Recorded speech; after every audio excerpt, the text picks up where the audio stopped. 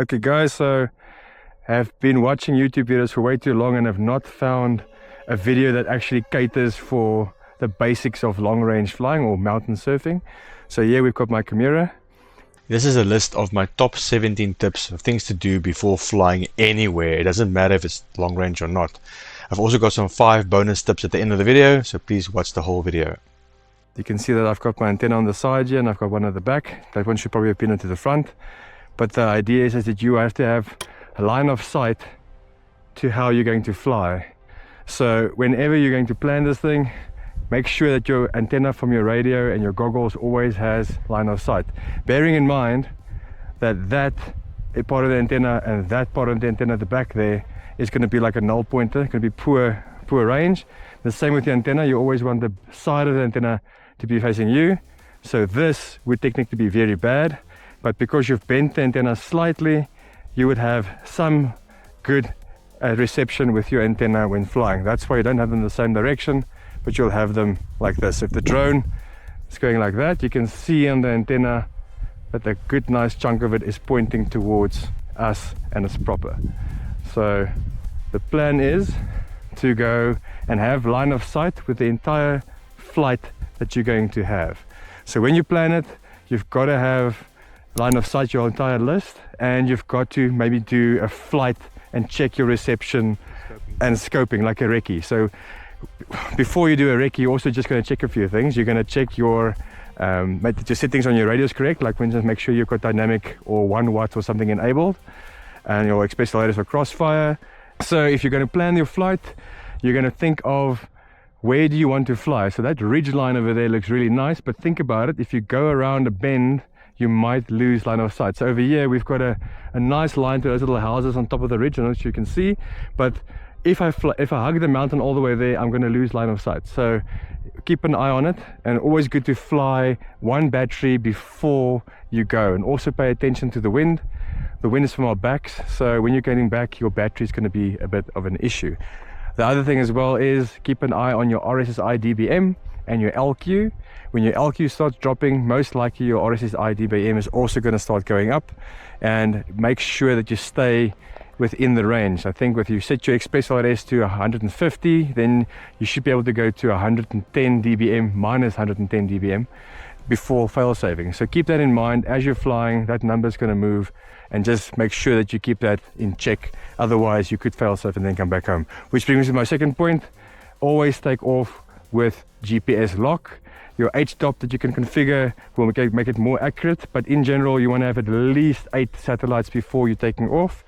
And then when you fly, you have to at least have checked your GPS rescue before going out 2-3 kilometers. So just fly out like 100 meters, make sure it's safe, flip the switch. If the drone comes back, then you're good to go. Then you can just carry on, but do a quick check before you go.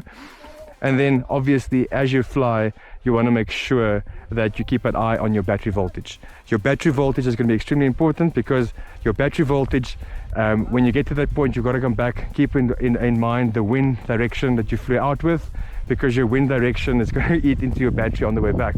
In this scenario, we're going to go up and we're going to most likely come down. So when you come down, you're going to score a lot of battery. You're not going to use as much because you have nice momentum coming down, but you have to come back up again. And that also brings us to another point. When you do lose GPS or signal on your radio, GPS rescue is going to kick in. According to your GPS rescue settings, most likely, there's lots of videos like Lyman Imanov and Joshua Bardwell. They've got lots of videos on that where they will tell you what all those settings mean. But in general, if it loses signal, max altitude is usually set, which means if I went down this hill, it's going to go up to the top of this hill, which could be like 500-600 meters to 1 kilometer, and then it's going to kill your battery. So make sure you set your ascent speed to something reasonable, like 7 meters a second. That's like 20 kilometers an hour, and that means if it loses signal, the drone's going to ascend at a decent speed that's not going to kill your battery. With a LiPo, probably not too much of a problem, but if you're flying a lithium ion, that's going to be a problem. So check that, and also remember it's going to overshoot by 10 meters. So if you set your return to home to 30 meters, it's going to overshoot that by 10 meters to be safe before it's going to come back home. Then the other thing is with regards to return to home speed, make sure it's set to like also something like 20-30 meters kilometers per hour. So what's it, 7-10 meters per second. And the reason for that is that you have an angle set in your settings where the drone can tilt to 45 degrees, but it's going to keep the speed constant on the way back home. If you set your return to home speed to 40 or something kilometers per hour, it's going to hurt your battery, but also it's going to probably come hum on the way back. So make sure it's nice and smooth on the way back as well. Those are the general ones that you're going to have on your GPS. And then you're going to probably want to set in Better Flight your HDOP. So you're going to go to the CLA and you're going to type in GPS _ show _ HDOP, and you're going to set it to HDOP. So it's going to say show HDOP, and then if it's under 1, then you've got a good satellite connection. If it's over that, then you're going to have it's still going to come back home, but it's probably not going to be as accurate as you want it to be. So in general, you want to wait, and I'll put an example on the screen of where the HDOP is under 1 before you take off.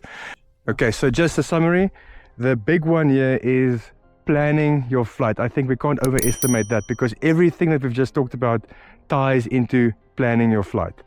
So if you're going to fly, have a test battery, fly it nice and slow. You don't have to go get your nice cinematic pictures or video out of our battery. You're probably going to fly this ridge in front of us. You might even want to fly it from the bottom up, so it's nice and slow. Check for lines, trees, things, anything that can impede your signal or maybe hit on the way down.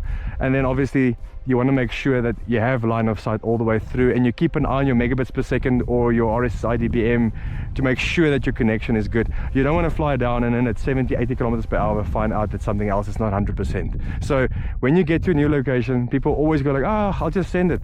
And in the YouTube videos, that's what it looks like. But in general, those guys have spent time and they know the area. When you rock up to a new place, you don't know if there's cell towers, power lines, some sort of interference in the area. So take your time, don't lose your quad. Make notes. We joke, all the stuff we said now, we want to actually just print on a piece of paper and stick it on top of our goggles or something like that, or our quads, that we don't forget all the way through. Oh, and always check that your props are tight. Make sure that your camera angle is not too bad and your antennas are not loose. Your buzzer works. And in general, like from this quad, you can see over here the antennas on this side, and it's great for flying this way, but it's not great for flying this way. I can see it still pops up over there, so it's still decent, but it's not ideal. So if you can have a diversity antenna, that'll most likely be the best solution for you. If there's any items that I missed, please consider to put them in the comments below. I would really appreciate it.